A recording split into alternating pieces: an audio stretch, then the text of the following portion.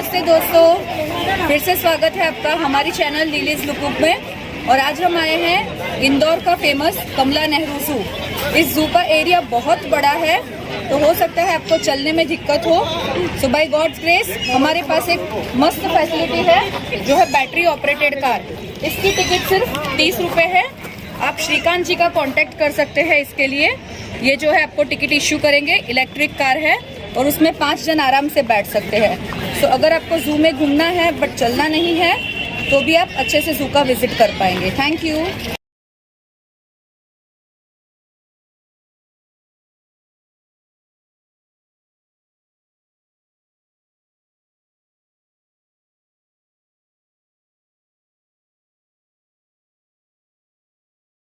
Hello friends, welcome to the India cleanest city Indore. को दिखाएंगे bird Ivory जो कल ही ओपन हुआ है। सो सबसे पहले हम आपको दिखा रहे हैं हमारी चैनल पे। आइए मजा लेते हैं और तरह तरह के बर्ड्स देखते हैं। प्लीज वेलकम फ्रेंड्स, मिलिए इनसे जो हमारे बर्ड आइवरी के इंचार्ज है, जो आपको ज्यादा कुछ डिटेल्स देंगे। Please follow our page on Instagram Indore zoo and we have 400 birds in our aviary and 30 species in our aviary. आपका नाम सर? शुभम निमावत। पहला ओपन बर्ड एवरी है सेंट्रल इंडिया में। इसके पहले कभी कोई बर्ड एवरी रहा नहीं है। जो भी पार्क्स है प्राइवेट पार्क्स है, बाकी ये गवर्नमेंट के थ्रू रन हो रहा है। तो देखिए फ्रेंड्स, जिसका ग्रैंड इनॉग्रेशन हुआ है वही है हमारा बर्ड आइवरी। और आपको जान के अच्छा लगेगा कि इसकी टिकट सिर्फ 25 रुपीज है। तो जस्ट विद 25 रुपीज आप इतने अच्छे बर्ड्स को देख सकते हो। वेलकम। और देखिए इसका एंट्रेंस भी कितना मजेदार है। आइए, विदेशी पक्षी। और आपको मजा आएगा क्योंकि यहाँ पे आपको सारे एग्जॉटिक बर्ड्स देखने को मिलेंगे। तो प्लीज हमारी चैनल पे कंटिन्यू करिए।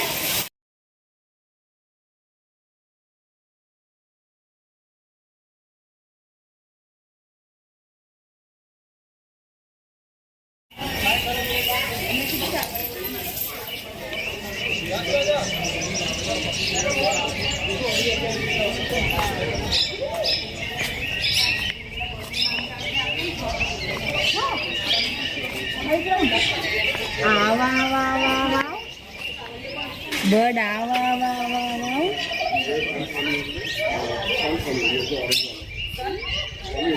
हाँ, रख दीजिए आकर। आवा आवा आवा आवा कर आवा आवा।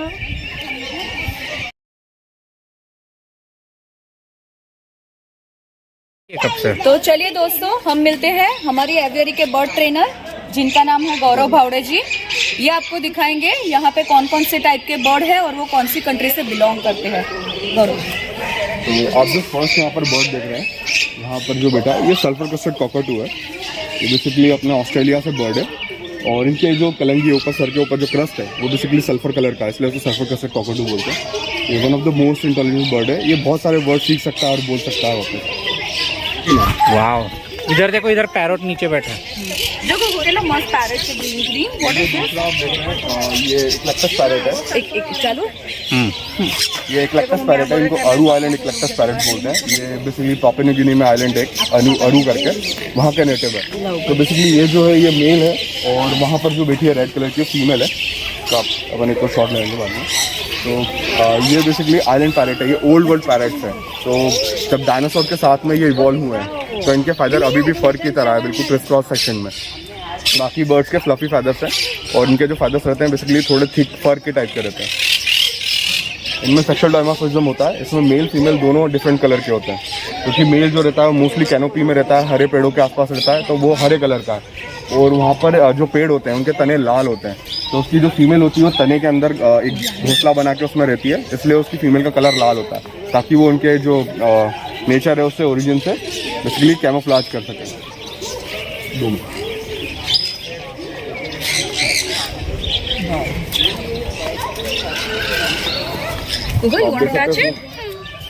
ये मैम काटेगा थोड़ा, ट्राई कर सकते हैं, टच कर सकते हैं सर। काटे का पीछे से करो टच नहीं पीछे से कभी बर्ड्स को ओके जी मैम मैं फिर ये ट्रेनर चाहिए ना तो बेसिकली क्या होता है इसमें बर्ड्स में क्या होता है कि बर्ड्स बेसिकली पीछे से कॉशियस होते हैं अगर उनको पीछे से कोई टच करता है तो बेसिकली उनको थ्रेटन फील होता है वो अटैक करने की कोशिश करते हैं क्यों देख सकते हैं आप उसका फैदर देख सकते हैं उसके फैदर जो है इसके लिए बहुत डेंस फैदर है बिल्कुल फ्लफी नहीं है जैसे नॉर्मल जो रहती है ना मोस्टली 5 की रहती है थोड़ी सी मेल के मुकाबले मेल डोसाइल रहता है इसमें बिल्कुल रेड पूरा रेड कलर है उसका जैसे वो ग्रीन था इसमें रेड कलर है तो उनमें सबसे डायनासोर में दोनों मेल फीमेल अलग तरीके से इवॉल्व हुए और अलग अलग जगहों पर रहते हैं इस वजह से तो फ्रेंड्स आपने देखा कि यही सेम बर्ड की स्पीसी है बट मेल्स जो है वो ग्रीन कलर में होते हैं ताकि वो कैमोफ्लैग कर सके एंड फीमेल्स बिकॉज वो ट्रंक के पास रहती है तो वो रेड कलर की होती है ना मजेदार बात वो पिंक उनको पिंक कॉकटू या फिर गाला कॉकटू बोलते हैं ये भी ऑस्ट्रेलिया नेटिव है तो इनमें मेल फीमेल पता नहीं चलता है एक जैसे दिखाई देते हैं तो इनको डीएनए से पता चलता है यहाँ पे वो डिफरेंट पैरेट्स है मैम इसमें जो इस तरफ ब्लैक वाला दिख रहा है जो ब्लैक वर्सेस पैराकिट या इनको नांडे कॉन्योर बोलते हैं उसके बाद जो मैंने आपको बताया सन कॉन्योर्स है जो ऑरेंज ब्राइट ऑरेंज कलर के येलो और ऑरेंज कलर में और जो लाइट कलर में है उनको पाइनएप्पल कॉन्योर्स बोलते हैं बेसिकली सेम स्पीशीज से है कलर वेरिएशन है इनमें और इसमें जो साइड में बैठा है उसको येलो साइडेड कॉन्योर बोलते हैं या ग्रीन शिप कॉन्योर बोलते हैं ये बेसिकली फ्लॉक बर्ड है ये हमेशा झुंड में रहते हैं हाँ ये पैरेट स्पीशीज के सारे पैरेट स्पीशीज के हैं छोटी पैरेट स्पीशीज है इसके अलावा जो आप छोटे देखेंगे ये बजरीगर है हाँ बहुत लोग इनको नॉर्मली लव बर्ड्स वगैरह बोलते हैं बट ये असल में बजरीगर है इनका भी ओरिजिन ऑस्ट्रेलिया से है इसके अलावा एक ये पैरेट है मैम इसको मोंग पैराकिट बोलते हैं ये ब्लू कलर का रहता है इसको मोंग पैराकिट बोलते हैं ये भी साउथ अमेरिका से अपने और बेसिकली इसका चेहरा आप देखोगे ना तो इसका बिल्कुल ऐसा मोंग जैसा था चाइनीज मोंग जैसा इसलिए उनको मोंग पैराकिट बोलते हैं और ये इकलौते से पैरेट है जो कि नेस्टिंग करते हैं बाकी पैरेट जो है वो कोटरों में घोंसला बनाते हैं ये बेसिकली तिनकों से घोंसला बनाते हैं और उसके नीचे जो आप देख रहे हो छोटी बर्ड जो बैठी हुई है वो डायमंड डव है तो उसके ऊपर से छोटे छोटे पैचेस होते हैं जो डायमंड की तरह दिखते हैं ये भी ऑस्ट्रेलियन बर्ड्स है और ये इतने ही बड़े होते हैं इससे बड़े नहीं होते तो फ्रेंड्स आप जैसा कि देख सकते हैं यहाँ पे बहुत सारे ऑस्ट्रेलियन बर्ड की स्पीसी है ये सारे जो आप देख रहे हैं पैरट की ही स्पीसी है बट इनके कलर वेरिएशन की तरह इनके नाम अलग अलग हैं जैसे जो येलो पैरट है उसको पाइनएप्पल कॉर्नवुड बोलते हैं जो ग्रीन है उसको हम बोलेंगे येलो साइडेड कॉर्नवुड और यहाँ पे है बजरीगर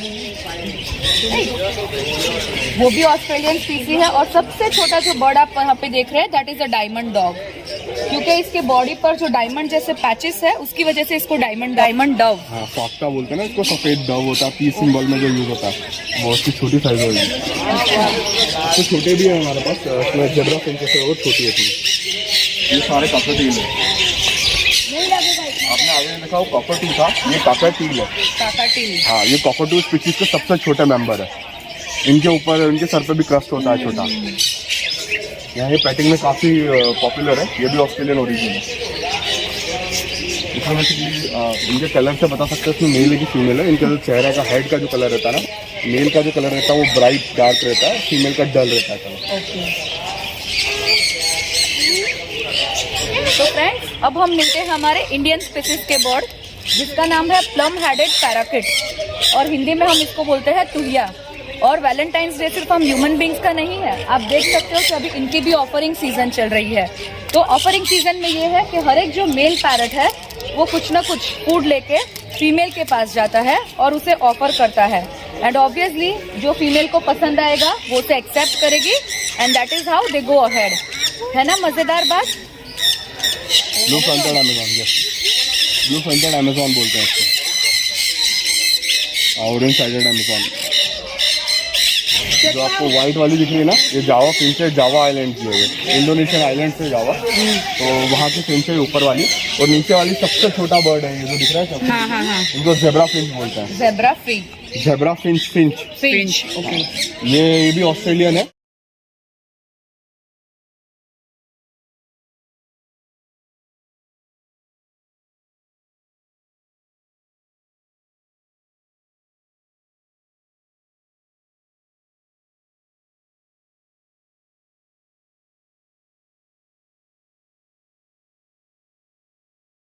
तो फ्रेंड्स जैसा कि आप देख सकते हैं इसके लेग पे यहाँ पे एक छोटी सी रिंग हमें दिख रही है, वो बहुत ही स्पेसिफिक है जिसपे सारी उनकी डिटेल दी जाती है, जैसे कि गौरव जी आपको बताएंगे।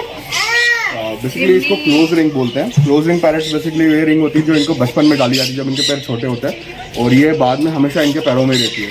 इसके अंदर उनका पूरा डिटेल रहता है कि इसका बॉर्न कब हुआ, ये कितने साल का है, और मेल है फीमेल है, ये पूरे डिटेल में इसमें लिखा रहता है। तो ये इसका आइडेंटिफिकेशन रहता है हमेशा के लिए, क्योंकि इसमें मेल फीमेल एक तरह के दिखाई देते हैं, तो ये हमको आइडेंटिफिकेशन में और मेडिकल में इनका रिकॉर्ड रखने में ईजी रखता है।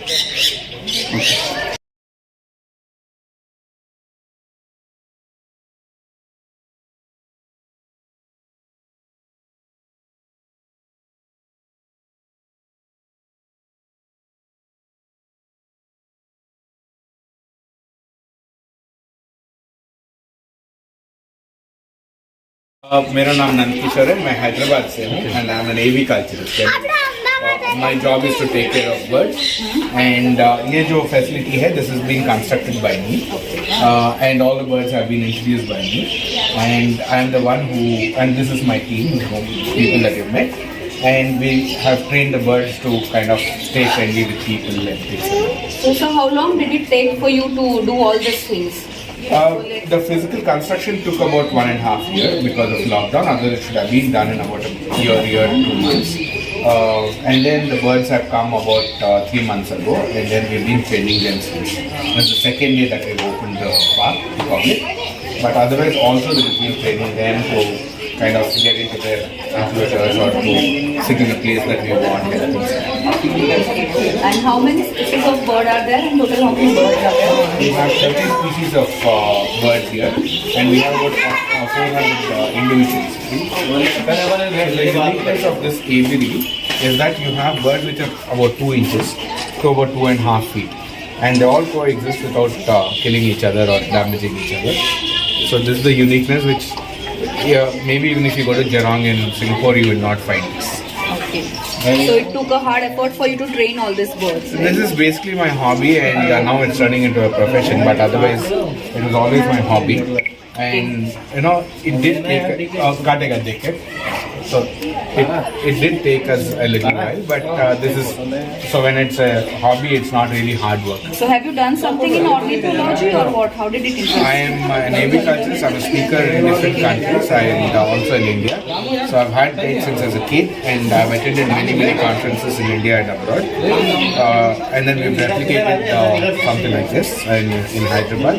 And we are the people who have formed protocols in keeping various parrots in India.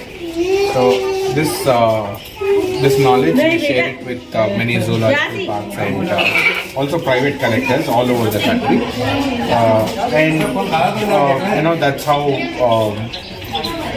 and that's how we've been able to do it.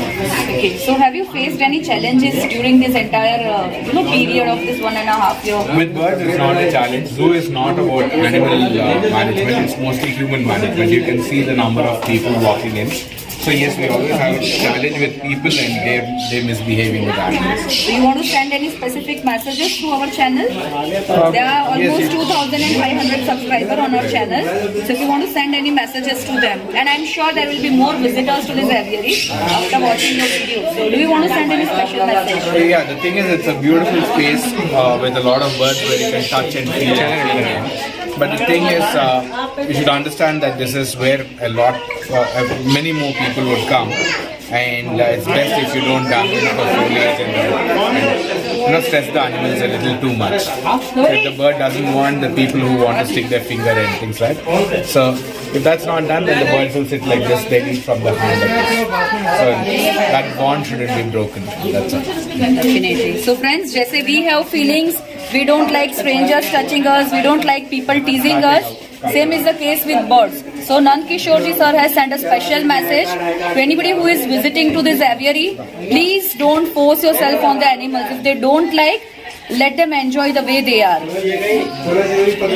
Nand Kishore ji sir, anything else that you are planning ahead in this aviary? Like you have started it yesterday only. So are there any further planning? Yeah, we have another 5 or 6 species which are to be added into this aviary.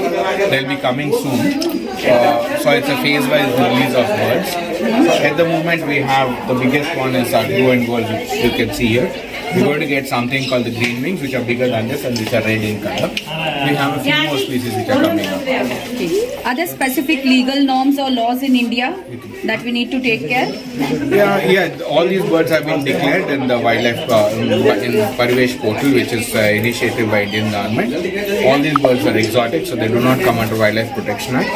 But one has to keep in mind that there's something called the Prevention of Cruelty Act. So you shouldn't book them. I mean, you shouldn't be keeping them in cruel conditions. So we meet all those norms. Or कुछ sir, if you want to say anything too. No. Okay, thank you very much Nand Kishore ji. It was very nice having you on our channel. Thank you so much. तो दोस्तों, आपने देखा कि हमारी channel के जरिए हमने आपको कितना अच्छा वर्चुअल विजिट कराया है बर्ड्स एवियरी का। नेक्स्ट टाइम आप जब भी इंदौर आए डेफिनेटली प्लान करिए। इसको विजिट करने में आपको 45 मिनट्स टू 1 आवर लगेंगे और यहाँ का जो स्टाफ है that is also very friendly, जो आपको सारी इन्फॉर्मेशन भी देंगे बर्ड्स के बारे में। और अगर मज़ेदार वीडियो देखने के लिए हमारे चैनल पे बने रहिए। Please like, share and subscribe to our channel और कमेंट करके ज़रूर बताइएगा कि आपको हमारा वीडियो कैसा लगा। Thank you very much.